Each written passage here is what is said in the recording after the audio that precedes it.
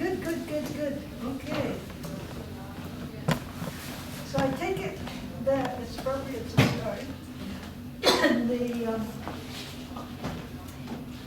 What I'd like to set out, and then different talking points about it, is a little explanation of how the book came into being. I had seen back in the late 80s a book that came out in 1986, edited by Ken Philp, P-H-I-L-P, who is a historian, some university, don't remember where, and he specializes in sort of 20th century Indian history. So he has one or two books on the Indian New Deal, but the one that I had read and hadn't read on came out in, I think, 1986. There we are, it's in here. And it was transcripts from a conference that had been organized 50 years after 1934, so it's 1984, of all the people then around who had been part of the Indian New Deal in one way or another. So there were people like Ben Rifle from Lakota, with his Pine Ridge, who went on to become a congressman and so on. And Dave Warner, who had been a very active Pueblo rights activist for one of the Pueblos. And since Felix Cohen had died in 1953, age 46 of cancer, his widow represented him, Lucy Kramer Cohen. And I had not paid attention when I first looked at this to the little paragraph in italics that says who this person is, and this is what they're telling you about what they remember from 1934. But I happened to look again at that book about 50 years ago, and I saw that Lucy Kramer Cohen had been a student of the famous anthropologist Franz Boas. That's interesting. I'd never seen this mentioned. And what's significant about it is that, oh my gosh, geez, Carol, I'm going to get rich with the royalty. I'll have to make a donation to the Blackfoot Project. I know you're going to will it back to Blackfoot Project. If anybody's interested, I'll tell you, the Anscombe Kapuni book that came out 2 years ago, I got a nice relatively royalty check last year. I have gotten nothing so far this year. I think sometime this month I might get something. It's going to be a pittance because the book sold well at that Plain Sign Language conference. And what I did with the royalty check, I sent $500 to Robert Miller. That would have been his father's share. And Robert and his brother decided to use it towards the headstone for Stu. So I was glad I did get a son last year, but I'm not going to get it again. You'd be surprised. You cannot live off royalties from academic books. At any rate, the reason that really jumped up, that Lucy Cohen had been a graduate student of the famous anthropologist, was in John Collier's autobiography, which is called From Every Zenith. So he obviously thought of himself as having achieved every highest anything. He states, and it's been often quoted, that anthropologists played no part in the Indian New Deal. And he says in a special chapter about anthropology and the New Deal that after it was all in place, Then he started hiring anthropologists to do field projects. And I thought, but if Felix Cohen wrote the legislation and the handbook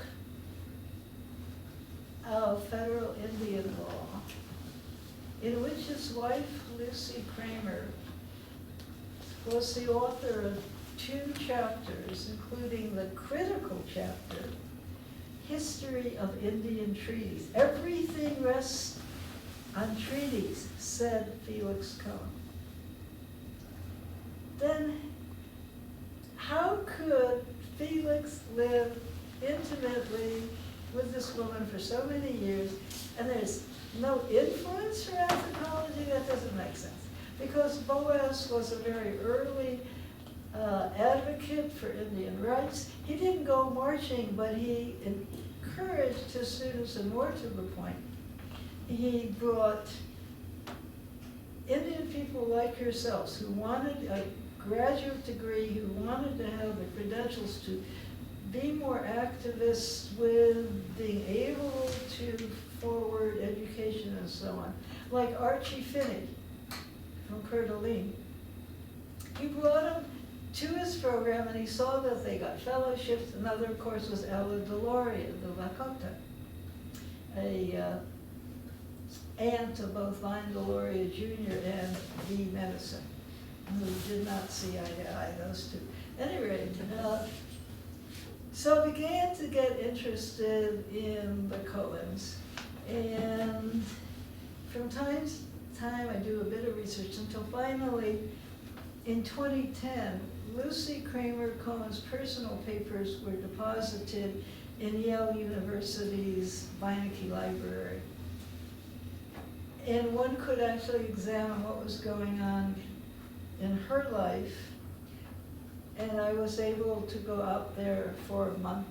The library, incidentally, the Beinecke Library at Yale gives stipends for a month's residence there on campus, and the stipend pays your travel and your housing and food for a month.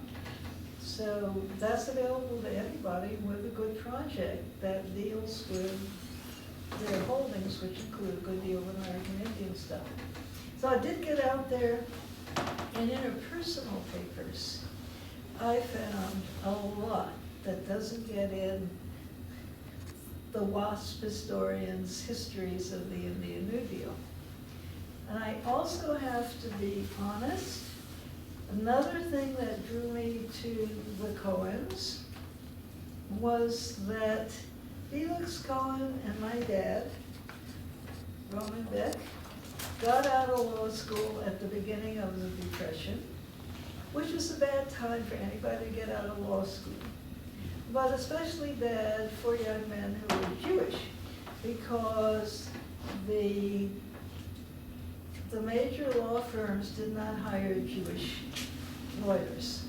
And there were some Jewish law firms, but obviously in the Depression, the Jewish law firms did not do as well as the famous Ron and Watts law firms, like, for example, Justice Holmes had been part of. So not only did even Felix Cohen, who had very good credential and connections, and my dad, well, we had his law degree from NYU, and my grandparents were immigrants, and there was no money, I need to say. So at any rate, both of them could not get a proper job, full-time job, and both of them were saved by Roosevelt's New Deal. 1933, Roosevelt set up all kinds of new agencies, and also made it very clear to his staff, I want the best and the brightest, I don't care what their religion, their color, I don't care. The best and the brightest, because we've got to get out of this terrible depression. I mean, our recent recession was nothing, as you know, compared to that. So among the jobs that were offered was the Indian New Deal, and they were hiring assistant solicitors to work on the legislation. Felix Cohen got an offer. He moved to Washington with his young wife at the end of 1933, and there was a steady job. My dad had to wait another almost 2 years till the National Labor Relations Board was set up. And my dad got an offer, and he moved to Washington with his young wife and his little toddler daughter. We stayed there until 1947. So, you know, I saw these parallels that I understood what it meant to the Cohens to have this opportunity, not only to have a full-time job, but I just was getting this feeling that, like my parents, the Cohens had been brought up in that Jewish tradition of you are on earth in order to help your fellow humans, to work for social justice. I researched and I found out that Cohen's immigrant parents, my parents' immigrant parents, they all came out of the European social democrat political tradition, which is very strong. It wasn't just for Jewish people, secular, liberal Jewish people. I mean, there were Christians as well. But it emphasizes social justice. That is what we are here on earth to do. If we have intelligence, that is our obligation. There's a Jewish word for mitzvah, which means the obligation to do right. And I felt, as I was reading more and more, that like my dad, the Labor Relations Board, I was getting the feeling that Felix Cohen felt this mitzvah.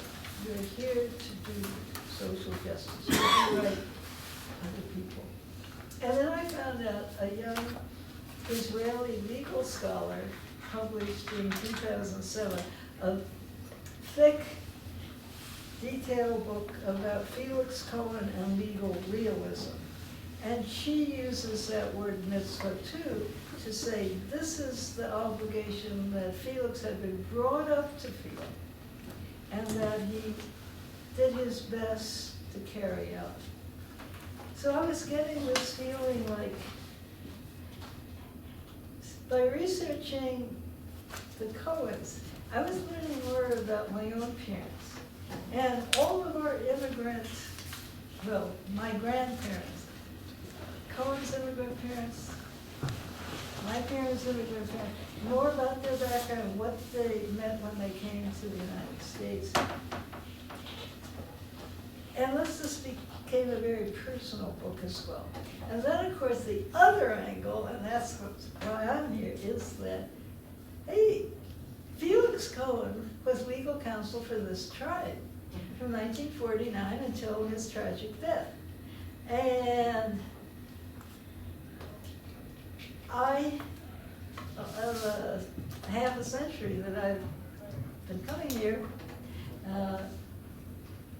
get this, I always tell people outside, well, I gotta come out here every year because I gotta touch the ground in Indian country. And it's not the same out in Wisconsin. I mean, I know Anishinaabe people, I know a couple of Ho-Chunk, I know Menominee, but I mean, it's not the same as having this personal history of half a century with this reservation. Not to mention having done the history book with Leah and Stu Miller and others here, Carol, too. So I had that, two things coming together. I mean, this personal background of myself, and then the fact that I do have this ongoing interest in this reservation as a remarkable example of what happens and can happen and doesn't happen in Indian country. And I'm just looking like, oh my God, Jesus, I knew Eloise Cobell before she started that monumental lawsuit. And Jeez, I knew Darrell Kemp when he was just talking about Cutswood School. You know, I mean, things are happening here that become nationally and internationally known as models. So, when I say I touch base in Indian country here, it's things happen here on this reservation that become the models for really big international things.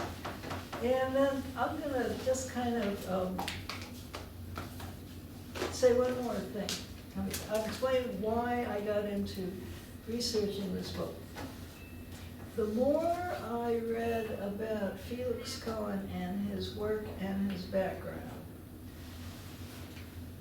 the more I began to have a kind of sinking feeling about inherent sovereignty, about his statement in the Handbook of Federal Indian Law that Congress has no plenary powers over Indian nations. Well, when I read that, I went over to the University Library, and the Library of Congress, went up to the stacks, plenary. The stacks in the University Library is not even a law library about plenary powers of Congress. It's like fills this whole wall. Those would be several hundred books. I figure, okay, I'm not gonna try to get through this, but obviously, what are Congress's plenary powers is a very contested issue. And obviously, Felix made a statement, but it doesn't reflect an absolute law. If Congress says it has plenary power to do this or that, it doesn't if it gets a majority. And very seldom does that get brought to the Supreme Court for a decision. So I read this book on Felix Cohen and legal realism. He is one of the founders of the jurisprudent philosophy of legal realism. And I thought, in the Handbook of Federal Indian Law, Felix Cohen did not reflect social realism of the 1930s. Felix Cohen tried to create a picture of social reality that he wanted to have. But it isn't realistic. Congress does what it wants to do. And you know, there's constant reminders of what Congress attempts to do and succeeds in doing that gets challenged at a whole series of levels. I mean, just take the Second Amendment about the right to bear arms. It says in black and white, how can you not understand? For the purpose of a well-ordered militia, the citizens shall have the right to own arms. Now, does that cover some local person who carries a concealed pistol and is in a Walmart and sees somebody suspicious coming in and shoots? That is not a well-ordered militia. How can you interpret those three words in any other way? But these means that the National Guard shall have the right to carry arms. But that's not wanted. So that gives you an idea of just how strong Congress has no plenary power over Indian nations. Felix used the word Indian nations frequently. Back in the 1930s, everybody was saying tribe. He used Indian nations. He said in the Handbook of Federal Indian Law that Congress cannot unilaterally abrogate treaties. Any change in a treaty has got to be negotiated, a new treaty between the two sovereign nations, the United States of America and the Indian nation. When have you seen that happen? So by making these statements, in the Handbook of Federal Indian Law, Felix Cohen was trying to construct a social reality that didn't exist. So it's a vision. Now, as he was writing it, in the middle of it, the Department of Justice, who was paying for what they thought was a little handbook, about this, about a little bigger than this, you could leaf through and get the case in order to defend the government against the Indians, which is what had been done all those years. Well, the Department of Justice found out what Cohen was doing. He was called in and told that your project ends right now, dismiss your staff, this is not going to happen. You are not doing what you were expected to do. So Cohen goes back to Interior and he tells his boss, Nathan Margold, who had been a student of Felix's dad, Morris Cohen, at College of the City of New York, CCNY. His dad taught philosophy. And this is why I say he was much better connected than my father. My grandfather had a little local neighborhood, like a convenience store. Anyway, so Margold goes immediately to Harold Ickes, the Secretary of Interior, who Roosevelt felt was about the only person who fully understood what a revolution the United States could do if it did it fast and kind of just did this massive, all of those agencies, did all kinds of things that had never been done before by any government, much less the United States. So Margold goes to Ickes and he says, the handbook project has just been shut down by Department of Justice. Ickes says, bring young Cohen in here. And he says to Felix, keep your staff, you're just gonna move over to Interior, the salaries will be paid by Interior, and I will see that that handbook is published by the government of the United States. And that's how it came to be. So one of the things I discovered, it was Harold Ickes who was the power, with Roosevelt's backing almost all the time, and it was Ickes who made the Indian New Deal happen insofar as it did. Big problem, and this is where we get to the Constitution. Ickes did not contest the paternal policy, the paternalism, that everything has to be approved or could be disapproved by the Secretary of the Interior.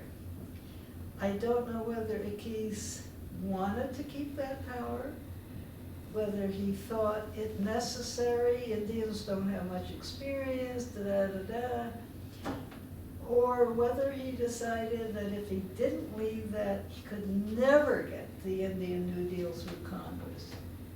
As you probably know, Burton Wheeler, once that went through and he saw what the BIA was trying to do with it, Burton Wheeler started a campaign to rescind the Indian New Deal legislation. He didn't succeed, but he tried. So that's how much support there was in Congress. So whatever, the Handbook of Federal Indian Law is a classic. It is what lawyers are supposed to refer to when cases come to the federal government involving Indian law. But it rests on pretty shaky foundations. It rests on the notion that Congress does not have plenary powers over Indian nation, on the idea that the treaties not only remain in force, but that any change in the dealings under a treaty has to be renegotiated as between two sovereign nations. That is very easy to completely ignore, and I'll bet you any money there isn't a single person sitting in either house of Congress that knows that that's what it says in the handbook. And certainly in the Bureau of Indian Affairs, you don't see much evidence, well, we better sit down as nation to nation and renegotiate a treaty. And in any case, so what? Congress in 1871 said they weren't gonna ratify any treaties. And of course, they never bothered to tell this tribe that they weren't gonna ratify. And the last two treaties that the tribe had were never ratified. One of them, of course, drowned with Mr. Vaughan in the shipwreck in the Pacific as he was starting on his way around South America to deliver to Washington. So that one never got to Washington, but the other one was just never ratified, and nobody told anybody here as far as I've ever been able to find out. So, what happens in Washington, if you bring a legal case, you can refer to the handbook, and you can argue on the basis of what it says in the handbook. But that doesn't mean that the handbook reflects what has actually happened for all of these years. And as you know, the Supreme Court has been very retrograde, very regressive in terms of its interpretations of Indian nations within the United States rights and the various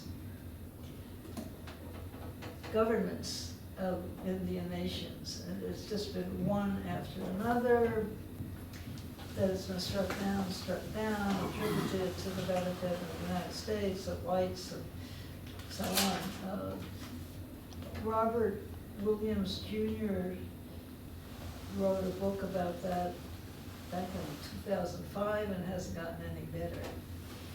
So the reality then is that what Cohen wrote was idealistic, was visionary, it's worth fighting for, it's worth quoting, but when it comes to an actual court of law, if you're up against the Department of Justice or Treasury or so on, all you have to do is think of your late friend, Eloise Covell. What good did it do? For all that she brought to bear, it just went on and on and on. One of the New Deal innovations under Ickes and his solicitor Margot, for the first time, 1934, the Department of Interior told the Department of Justice that it believed that the Department of Justice should defend the Indian plaintiff when an Indian tribe brought suit against the United States government. Until then, automatically the Department of Justice defended the US government against an Indian tribe. And the breakthrough case was the Wallape down in Arizona, who were losing their remnant reservation to an association of the railroad and ranchers down there. And it was Margot, with Ickes' backing, who said, we are going to defend the Wallape. And they said, oh, no, we don't do that. These railroad and these ranchers are big political donors. And Ickes said, it is our duty to defend the Indian nation with whom we have a treaty. So that was a breakthrough case, and it's been written up in detail a few years ago in a book by Christopher Miller.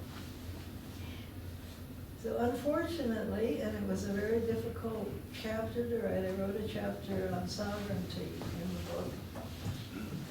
I don't want to sound, like I'm betraying everybody. I just want people to realize that the fight did not end in 1934 or 1975 with Nixon's Self-Determination Act. The fight continues. Robert Williams Jr. Will certainly tell you how much has been lost, what the threats are, this conservative Supreme Court is not going to defend Indian rights. It's just more and more of a challenge. I did meet Rob Williams some years ago in Arizona, somewhat briefly, and he's Lumbee, and he's made his career as in Indian law. He teaches the University of Arizona Law School. He's very good. He's very honest, sincere, and bright. And I recommend Robert A. Williams Jr.'s books because they really tell a lot. That basically is about all that I want to say at this point. Becky Rosenberg said, these two things are not the same. They both come from the 1934 Indian New Deal Act. They're not the same, so she suggested these two things to be compared.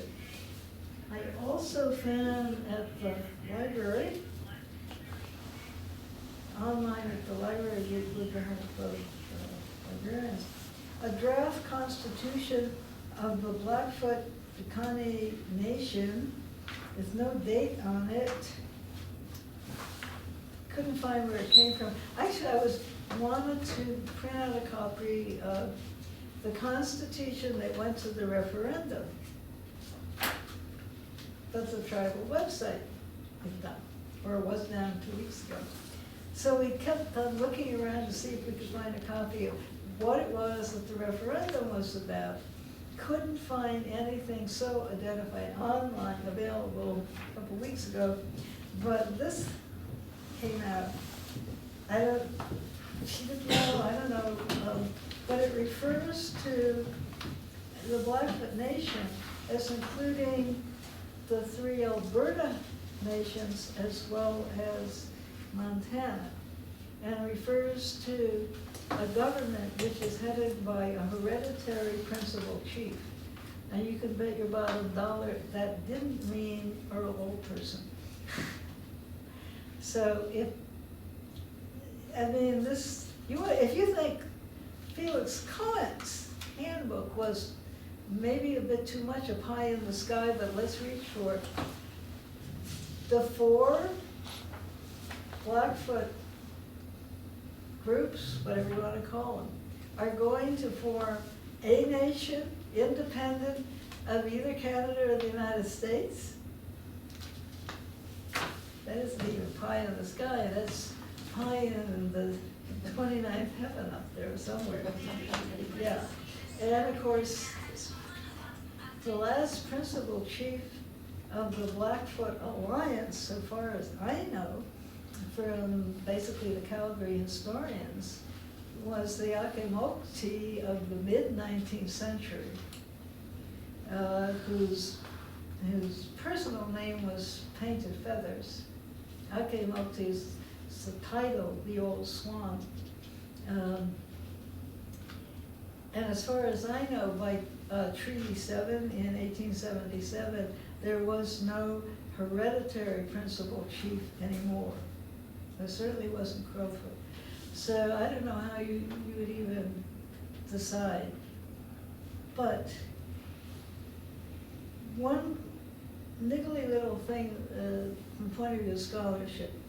Some years ago I was talking with the late Helen Tanner, who is an ethnohistorian right in the beginning of ethnohistory.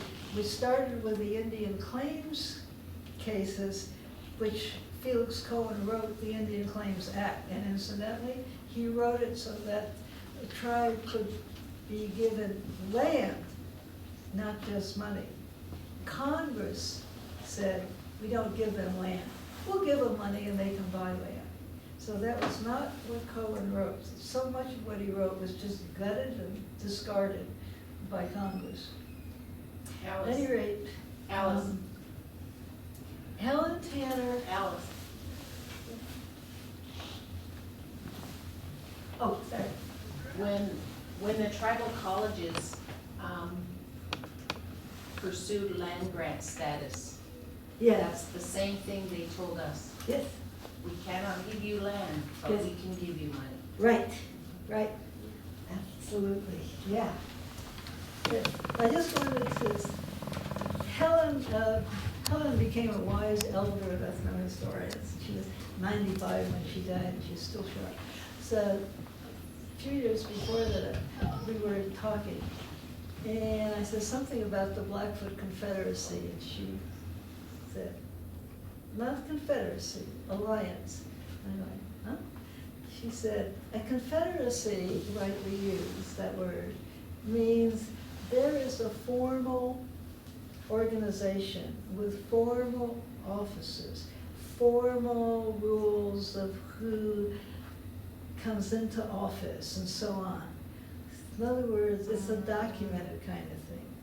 What she said, as far as she had seen in all that she had read and studied of Indian nations, United States, North America, Blackfoot had an alliance. She felt that was a rather important distinction. Are you in town? And an alliance is an agreement to work together, to meet together, to work things out together. But there is not a formal I'll be here all day organization. till 4:30. And she contrasted it to the League of the Okay. Iroquois, All right. where it's very, very formal.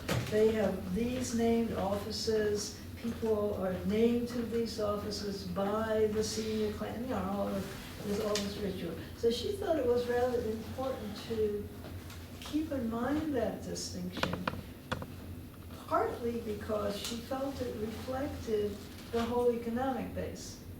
The Iroquois can have this kind of a very stable, very structured, because they had large populations and towns, because they raised corn in big fields.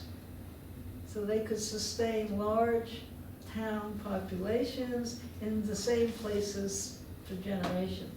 Whereas here, people had to go on a seasonal round. The individual communities had to be relatively small, even if they all followed certain band chief.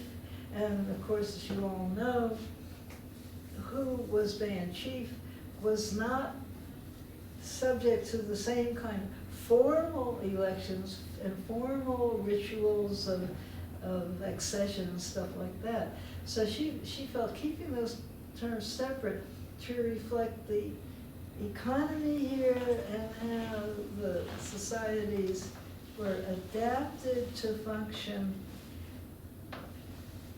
at certain times.